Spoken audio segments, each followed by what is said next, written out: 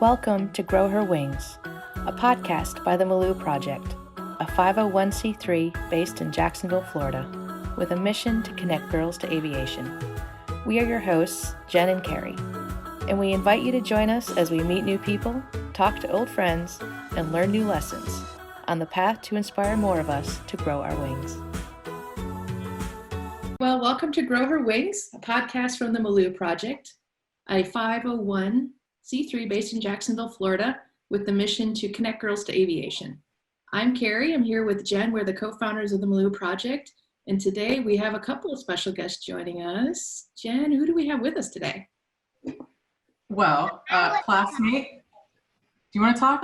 One classmate of mine from the Air Force Academy, Jason Harris, public speaker, motivator speaker, and his daughter, little A. Do we want to call her that? Do we have a name that we want to call her? Tell them your name. Tell them your name.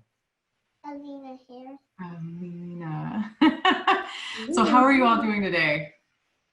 Doing great. It's another wonderful day to be alive here in Colorado. Yeah, blah, blah, blah. And then, of course, it's always good when I get to wake up with my little munchkin and get the day started with her. So we've already done breakfast. We've done hair by daddy. And Nice. another fun start to the day. Did good. Did good. Carrie, so we've had some similar experiences, me and Jason, where he was the class president and snuck me into some of our 10th anniversary, 10th graduation events because I was too cheap to pay for him. And then also he tracked me down in Iraq when we were both deployed there. So kept in touch a long time. We have a similar interest in Legacy Flight Academy and just promoting opportunities for aviation. Quick war story, Jen, since you were talking about kind of like how you guys can land in the 60. And you'll appreciate this as well, Carrie. Okay. So one night we're at the FARP up north. As we're sitting at the FARP up north, you know, doing our refuel, getting everything situated. We're on NOGs, middle of the night, and it's a pretty dark night out. I mean, like literally just extremely dark. And so we're sitting there, and all of a sudden we start hearing the inbound calls that there's a flight of two 60s that are coming into the FARP to refuel. We're trying to get their attention, going, hey guys, we're here. So we throw on a couple of our NVG lights to get their attention, to let them know, like, hey, there is somebody sitting here. Yeah. They're like, yeah, we're good, we got it. I'm like, okay, do you guys see us? No, we don't see you. Like, no, I need you to acknowledge that I'm sitting here literally at the FARP point, and I hear you coming inbound, and it is not going to be good. And of course, you don't want to turn on your overt lights.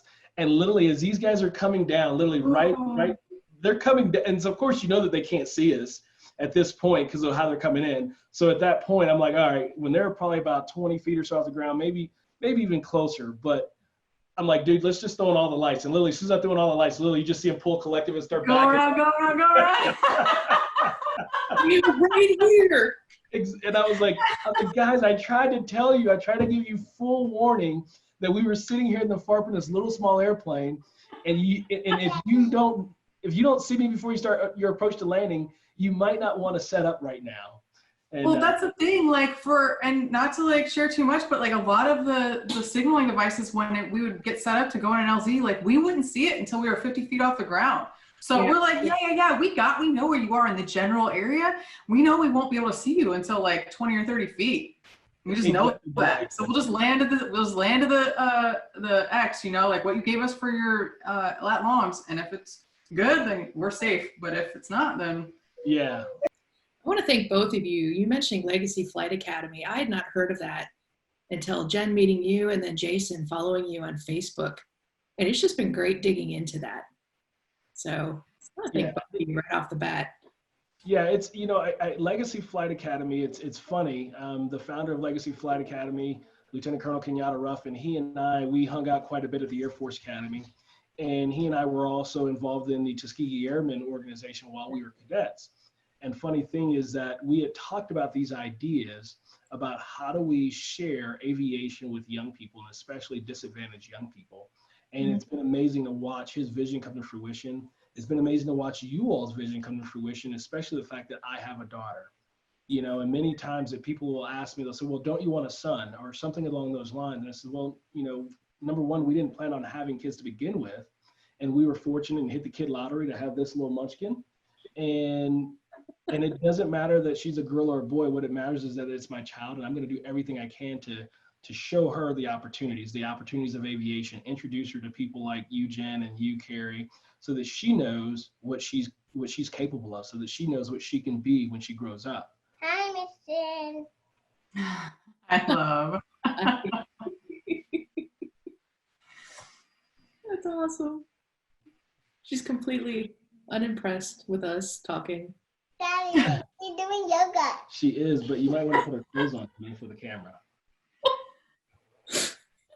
So Jason, would you be able to tell us some of what you've been doing since I last saw you, since we graduated from school? And yeah, just so a synopsis? the quick and skinny of it is after graduation, I went off to pilot training down in Mississippi. I believe we were there around the same time, Jen. And then after pilot training, I got to fly C-130s, had a fantastic time, was able to deploy 4 times in the C-130. And then after upgrading aircraft commander, having fun with that, I was offered an opportunity to go and do some special operations work. So I did that for about 4 years, flying small airplanes, and had a phenomenal time. I was able to deploy 7 more times in support of that special operations mission. And the cool thing, of course, was that I was able to be deployed and work with amazing people like Carrie. And so that was a phenomenal experience, 4.5 years of pure excitement, pure adrenaline, as they say, things that they write movies and books about. And I got to actually live it and do it and experience it firsthand, something that I never thought I'd get to do. And then after that, we were kind of a bit exhausted with the idea of deploying after 11 deployments. And so my wife and I, we took the opportunity to come back to the Air Force Academy to teach. And there I was given the opportunity to teach military strategic studies and also work with cadets in various roles and various aspects throughout their programs that they offer at the Academy. And then after a little bit of time teaching in the classroom, I decided that I would transition over to the Air Force Reserve, and I became a T1 instructor pilot down at Laughlin Air Force Base. During that time period, I also was hired by American Airlines, and I started off flying the Boeing 767 and 757. Did that for a period of time while also continuing to serve as a reservist and working at the Air Force Academy in their Center for Character Leadership Development and doing a few other special projects. Done a few other jobs in the reserve, and I continue to serve in the reserve now while also continuing to fly for American Airlines. And additionally, as you alluded to earlier, being a professional speaker, talking about trust and leadership from the background and perspective of a professional aviator and how that translates to the business world and how that translates to organizations. The skills that you and I, that the three of us that we have, that we've been trained in and conditioned for from the moment we started the Air Force Academy, from the moment we started flying, and being able to translate those skill sets for organizations and businesses so that they can learn how to create high performance teams and build the level of trust that we have in those aircraft that we get the pleasure of flying every single day. That's incredible. So Jason, that's what you've been up to lately. How specifically, that's a lot. That's a lot. Okay. It's always a loaded question. What have you been up to lately? Yeah. Talking about your speaking, and you feel free to talk about any version of that. How did you get into deciding that was something that you wanted to do? Because you sound busy enough. Raising a little girl, being a dad and a husband, flying for American, flying in the reserves, still being involved in the Air Force Academy. And then you woke up one day and went, you know what? Here's that thing I was talking about with my friend back at the Air Force Academy. How do we represent? How do we do this? What was the flow? What led you to deciding to get out, put yourself out there, as you said earlier? You put yourself out there. Yeah, it was interesting, Carrie, and for me, it wasn't an easy decision per se. It kind of actually started when I went to the Air Force Academy to teach. Okay. For me, and this is the thing that I would love for the audience to know about me, is that I did not grow up wanting to fly airplanes. I didn't realize that I wanted to fly airplanes until I had gone through the Air Force Academy. And even up until graduation, I wondered if flying airplanes was going to be my thing. Okay. And Me too, Jason. Me too. It was kind of this surprise thing, right? Not necessarily a surprise, but it was not the path that I saw myself on when I was growing up. And so for me, there was always this desire to lead. There was always this desire to be able to help others and to make an impact. And so when I went back to the Air Force Academy, I began to do a few things. And then a friend of mine pulled me into Toastmasters. And so I started challenging myself in the classroom as to how I spoke and how I delivered the messaging. And as I was doing that, I began to realize that people would ask me questions outside of the military some in the military, but mostly outside of the military, they would ask me questions. And as they would ask me questions, I would give them an answer that for you and I, for the three of us, it would seem very basic. And they would come back and go, man, that was brilliant. I'm thinking, well, that was just very simplistic information that we've been trained for since we started the Air Force Academy and pilot training. And as I continued to have these conversations, I realized that there was some power in the message and there was some power in the delivery, and that people were craving that information, and that I had it and I had a way of delivering it. So that was kind of the thought process behind it. There's a lot more, but that was the genesis of it. And then the other element that I'll throw out there for you is the realization that I was not going to be able to utilize my full potential as a pilot alone. There's a lot of respect that's in the profession, and I absolutely respect the profession. I enjoy what I get to do, and I enjoy the experiences. But I realized that I had something innate in me, and I realized that I had some skills that I would not necessarily be able to utilize in the airplane. And so I began to figure out how could I translate those skills, and how could I leverage my talents, skills, and abilities outside of the cockpit and be able to share a message, be able to provide inspiration, motivation, leadership, and things of that nature. That's great. I'm going through that transition right now, Jason, so I commend you on figuring that out sooner. Well, I will say this, Carrie. It is definitely a challenge, right? You know, and I'll be very honest, authentic, and transparent and say that my timing. Oh, thank you, sweetheart. I appreciate that. You know, it was not. I would definitely say that me jumping into the speaking business was not necessarily done at the right time. But at the same time, it's been a learning process. At the same time, there's been so much that I've had to learn and appreciate that I am busy. Appreciate that my priority is my daughter. My priority is my spouse. My priority is my W-2 paying jobs. But I also have to make certain that when it comes to my clients, that I also give them the level of respect, the level of professionalism that they're looking for. You know, so I commend you for you doing a full-on career, and you made some decisions at your career that were some people probably question, like, why are you, I can't believe you're making that decision now to walk away, right? Yeah. But the reality is that, you know, we get to do it the way we want, and it's a challenge, however we do it. You know, there are friends of ours that have walked away from things and started a business and it didn't quite work out, and they're now having to regroup and figure things out. Yeah, but that's the beauty of life. And the other realization that I still am kind of not challenged with, but I kind of constantly observe and evaluate, is that I'm in no hurry. I'm still relatively young. I know I got a lot of gray hair, but you know, I'm still relatively young and I have time, and I'm in no hurry, and I'm not trying to keep up with my speaking peers because they're doing it full time. You know, and I'm also not trying to necessarily keep up with my flying peers or my military peers. Hello. I have to recognize that I have my own path and my own priorities, and I've got to go about it my way. We put out, of course, what we want people to see, right? And so you have to get comfortable putting stuff out, and you have to get comfortable with yourself. You have to get comfortable in your own skin. You have to get comfortable with your flaws. You have to get comfortable with what people are going to say, right? And the haters. And so I recall probably about a year and a half or so ago, I put out a video or something. I don't remember which video it was, and it was on my YouTube channel. Mm-hmm. And I got somebody trolling me, and it was very evident that they were in the stole because of something that they said. And it was initially, it was kind of traumatic because they were basically talking trash, like, you're not good, you suck, all these things, right? And they, you know, of course, they hid behind the anonymity of the internet. And at first I was like, I want to find out who this person is. And I was like, you know what? I'd be wasting my energy and time. So if you feel that I'm not worthy, that's your thought. I'll do my best to just show up as my true, authentic self, and I'll be me. And it is what it is, right? So I found that very, very interesting, to say the least. Well, just like Carrie says, you know, you have to define what success is for you, right? Absolutely. Like, and that's what it looks like. And it's different for every individual. And I know that in the military, our culture is that, you know, you have to listen to all the other people telling you what you should do, but that's not necessarily always the best case for you. So I commend you on taking that path and taking that risk, because it is a little bit risky, right? It is a risk. It definitely is a risk. It's scary, right? It's like flying. Like the first time we soloed on an airplane, right? For each of us, how scary was it the first time somebody says, hey, let's trade name tags, and now you get to go out with my name tag on, because that means I'm the one who's empowering you and entrusting you with this jet. Yes. And we went out and flew a jet by ourselves. We weren't even legal to rent a car by ourselves without extra insurance. No.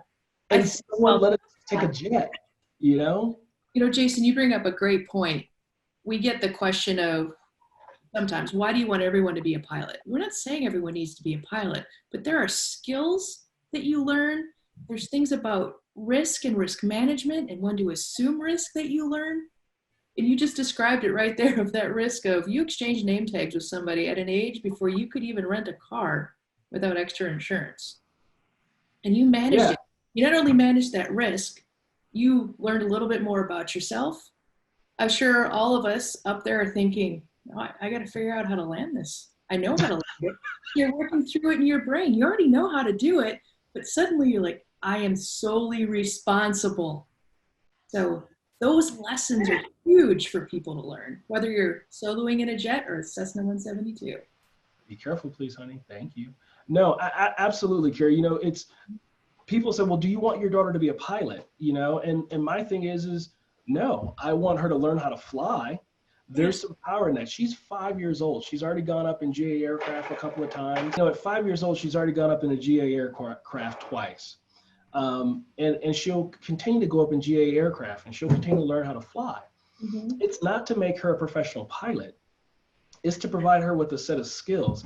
It's to provide her with a level of confidence that she knows that she can take a risk.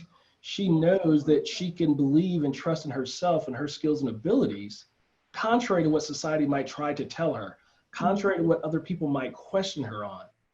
And I think that's the power in what we're out here trying to teach children. That's the power in what we can give them.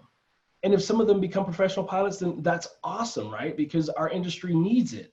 Mm-hmm. But outside of that, for me, with my daughter, other than dolls, you know, for me, it's really giving her a level of empowerment as early as I possibly can, so that when she grows up, she's not worried about when someone questions her. She's not worried about when someone says, oh, you're a girl. She's gonna be like, great, I put it in pink then. Let's watch this girl beat you. Like literally, that's what I'm going for with her. Yes, I am. Yes, I am. Thank you for noticing. I'm gonna repeat it again. I hope it's all right, Carrie, but like I love telling a story about how like guys come up to me and they're like, I didn't know they let girls be pilot. I'm like, you know what's weird? They also let men be pilots too. You could be a pilot if you wanted to be. It's kind of a strange thing. I don't know why. They're a lot less. They're not as good as me, but you know, they still let them. Yeah, and that's why I've always told you, Jen. You know, anything that you're doing, I will always support it in any way that I can, right? Because I understand. And I've also had to come to the realization that for us as academy grads, there's this unique space that we operated in while we were cadets, right? While we were cadinks, and we, you know, and we grow up, you know what I'm saying? And as we grow up, we have to recognize that we have become adults and we become mature, and hopefully that we mature in our frame of mind, our mindsets, and not hold against each other the things that we did when we were kids and our brains were still developing as cadets. And so that's just something else that I've kind of just began to really to process, if you would, and kind of recognize some of the different people that reached out to me that I was like, wait a minute, you know, like some of the folks that are classmates that are squadron commanders are like, hey, can you come and talk to my squadron? I'm like, wait a minute, like really? Like, is this a prank? Is this a joke? Like, no, seriously, I want you to come and talk to my squadron. And so it's been very interesting. That's, you know, that's been something that I've been processing through this process of growing and learning, maturing in the business and just what I'm doing and the content that I put out. No, that's good advice, because that's some stuff that I have to let go to. But, you know, no, I think that's great. And wow, Jen, I noticed as Jason was speaking, I'm like, wow, he just described the Malou project. Yeah, exactly. That's our message. And I love what you guys are doing. Encourage it. So thank you, Jason. So let's talk about Alena a little bit. Hi, baby. You are a star. Do you know that? Like, I loved your part in our Grow Her Wings video. Do you know that, girl? You say. Mm-hmm. Yes. You were a rock star. You were a force in that video.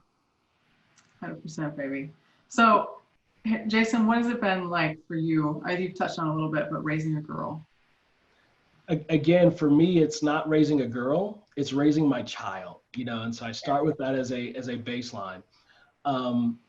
You know, there's a at least one person there's at least one person we know, if not a couple, that had boys, or I'm sorry, they had girls, and then they had a boy, right? And they, but so there's some people that we know, and they had their girls, and it wasn't until they had their boys that all of a sudden they said, "Oh, I'm gonna take my boys up flying." And one of them in particular, I absolutely ridiculed. I says, "Look, here's the thing." I says, "We're friends, so I'm just going to own the space of our friendship and tell you how wrong you are or how wrong I think you are." Again, I'm not into judgment, but I wanted to let that person know that, I believe personally that you stole the opportunity from those girls. Oh, wow. So for me, raising my child, who happens to be a girl, Mhm. it's no different than how I would raise if I had a boy, right? She's got a ton of energy, and we have to figure out how to harness that energy. She's brilliant, and we have to figure out how to harness her intelligence. And it's our job as parents to figure out what we can expose them to. Obviously we're fairly blessed for what we've done in our lives so far, and we have access to various things, access to things that I personally didn't have access to when I was growing up. And so for me, I feel like my job is to give her an opportunity to see as much as possible, an opportunity to meet as many people as possible, right? Since she is a girl, she's a female, I want to introduce her to as many of my female pilot friends as possible, right? Her mom is a pharmacist, so she knows that world, and so we introduce her to female doctors. We introduce, like, all of these various things is our job. And then the other piece is we want to provide her with the best education we possibly can, because that's our job as parents. So for me, raising a daughter, she's just my child. She just happens to be a girl. Now, it's been a learning curve, right? I've had to learn how to reprioritize my entire life. And I'll be honest and say initially that was very, very challenging. At times now it's still challenging. There are things that I want to go off and do, and meetings that I want to go to, or I want to go to retirement ceremonies, promotion ceremonies. Sorry I didn't make either of you all's change of command ceremonies, promotion ceremonies, but I had to step back and say, you know what? If my friends know that I care about them, they know that I wish them well, and that if I could be there, I would be there. But my place at this point in time is to be at home as much as I can, to be with her as much as I possibly can, to expose her and do the various things that I should be doing as a parent. Yeah, true. It's so true. And me raising a boy, I mean, it's the same thing, right? It's not a girl, it's a child. He's not a boy, he's a child. And it's whatever I can expose him to, even though he throws up when we fly general aviation airplanes, it's fine. He still is working through it. But, it's one of those things where I'm just trying to give him as many options as he possibly can have. And that's really, I think, that's what I love right there. Yes, that's pretty good. Do you think Alena wants to join us at all? Alena, you want to come over here and talk to my friends? They want to ask you a question. So you come over here. Come here, Munchin. Come over here and have a seat on my lap. Come here. We could ask her for the inside scoop on her dad. What do you think, Jen? Oh, all right there. All right. So you got to look into the camera there, okay? Hello. You ready? Okay. She's ready to go. She's adorable. Jen, have you met Alena before? This is my first time meeting her. I don't think that she remembers, but it was at her daddy's promotion. I just happened to be in Colorado Springs when he got promoted to lieutenant colonel. Good. That's awesome you were to make that. It was great. It was great. It was in the Polaris where, they have the tower that points to the Northern Star, and it was shining down on him when he was speaking, and, just a great, great event. It was awesome. Alena, do you remember meeting Miss Jen? Do you remember meeting? Do you remember? No, too long ago. How old was she? 2, 3? Oh man, that was. How many years? Yeah, she was only like 2, because that was in 2017. So yeah, she was only 2 years old. So she stole the show there. I'm sitting there talking, and she comes out and just kind of jumps in my arms. And at one point, she's sitting there. The presiding officer was a brigadier general, and literally, unbeknownst to me, while I'm sitting there talking and doing stuff, her and the general are having this entire conversation. At one point, she had gotten his hat and put his hat on, and really, they just had it was a whole show that was going on behind me that I had no idea was happening. So it was pretty awesome. It sounds like it was Alena's promotion ceremony. It was definitely Alena's promotion ceremony. Definitely. Brigadier general. Yep. So, Alena, what is your favorite things about your daddy? What's your favorite things about me, Munchkin? And then you're gonna fly a helicopter, but mommy didn't want you. Oh, okay. But what are the things that I do that you love? What do you Fly airplane. fly airplanes? What else? Do you have a favorite airplane that daddy flies, Alena? No? There you go. So here's the cool thing, right? So again, I'm not trying to raise my daughter to be a professional pilot, but who knows what happens in her future. Right. So when my wife was pregnant with her, my wife actually flew on 2 different trips on the 757 with me that I flew. One to, I think, Manchester, England, and the other one to London. So while she was still in the womb, you know, she got to fly in the airplane that daddy piloted. And then since she's been born, you know, we've taken her on trips. So she's flown, man, she's a well-traveled child. I mean, she's flown to Dominican Republic, all around the States, different locations. I think last year we went to Costa Rica. So for her, flying, it's becoming a normal thing for her, which is great. Yeah. And again, I want her to be exposed. So it's kind of like, oh, I decided to do that because it was just a normal thing that was just in my face all the time. I've heard that mentioned before. We see things published about the first to do something, and sometimes the response, won't it be great someday when this is not news? It was Absolutely. mommy. He was It's not news. It's just all the way up here. she did this, he did that, we did this, they did that. It's just Normal. Yeah. because it should be. Absolutely. It'd be a great day when we don't need those headlines anymore. So, Alena, I'm going to ask one last question of you before we wrap this up. And I just wonder, do you have any advice for any other little girls on flying? Have any advice for when you go flying? Remember when we went flying, you got to wear your pink headset? Remember? Mm-hmm. What'd you think? You remember flying and seeing Pikes Peak? That is so cool. You remember that? You remember flying with John Carlos and Daddy's friend? Yes, but I did not like when he did that. Oh, he grabbed the controls whenever we were in a Cirrus, and he kind of just jerked the control, and we went negative G, and she was like, So you like hanging out at the airports? What, you know, Centennial Airport, what do you do? Oh, then I'll stab and high heel in your arm. No, honey, we're talking airplane, not stabbing with high heels. So you like to go and watch airplanes with Daddy at the airport? Huh? Do you enjoy I watching? want to come with you whenever you fly airplanes. Why? Why do you want to come with me when I go fly airplanes? Because I don't want to be stuck with mommy. You'd rather be hanging out with Daddy flying airplanes? Mm-hmm. Why is that? Because it's much funner than getting home. Much funner than staying home? Mm-hmm. Well, we're going to work on that, okay? But I still get stab and high heel. No, okay. All right. Hop on down, baby. He's sitting there. You going to stay here? Okay. Thank you guys both so much for joining us today. It's been wonderful. Really appreciate you being on the podcast and for doing this recording. Carrie, do you have anything else you want to ask or talk about before we wrap it up? Yeah, I just want to say thanks to Jason. Congratulations. You've succeeded. Lena. You continue to define your own success, and it's great to follow your story. Since I think the last time I saw you was probably 2009 when I left to go to school. Oh, did you leave in 2009? I didn't realize you left in 2009. I couldn't. With all our deployments, it was hard to keep track of where everyone was. So I left in 2009 to go out to school out west, and That's you've right. done a lot because you were married then, and now you're a dad. I And know. you're incredibly successful. So congratulations. It's good to see good guys succeed.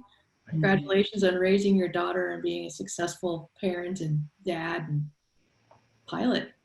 Well, So, I will say thank you, ladies. Thank you guys for leading and paving the way in the manner in which you guys do. I know both of you guys have served as squadron commanders, and I think that's phenomenal. I can only imagine Come on. having you all as a squadron commander. I could only wish to have served under you all as a squadron commander, having known both of you guys for a long time and having worked with both of you all in different capacities. And I appreciate appreciate the opportunity for being able to chat with you guys, and also appreciate knowing what you guys are doing, trying to pay it forward to show others, especially young girls, that they can be like you and they can actually soar and they can actually achieve so many great things in this society. So thank you guys for what you're doing. But tougher and stronger. Tougher and stronger? Or you want to show your muscles real quick? No? Okay. Hey, Jason, if there's any way that anybody wants to learn more about what you're doing with your speaking and everything, how can they find you on the Yeah, web? so they can go to my website. The website is nofailtrust.com, nofailtrust.com. And that'll redirect them to my actual personal website, which is jasonoharris.com. No, I am not Irish. My middle name just happens to be starting with an O. And then if they want to email me, they can send me an email at jason@jasonoharris.com. Find me on LinkedIn, find me on Facebook, Instagram, however they want to reach out to me. And I'm always up for having a conversation and seeing how I can help folks and help move the needle forward within our society. Awesome. Thank you so much. Thanks so much for being with us today, Jason. And we'll have this posted up soon. Thanks Awesome. for helping us Thanks, grow our guys. wings. Y'all have a fantastic day. Wave, say bye-bye. Bye, Alena.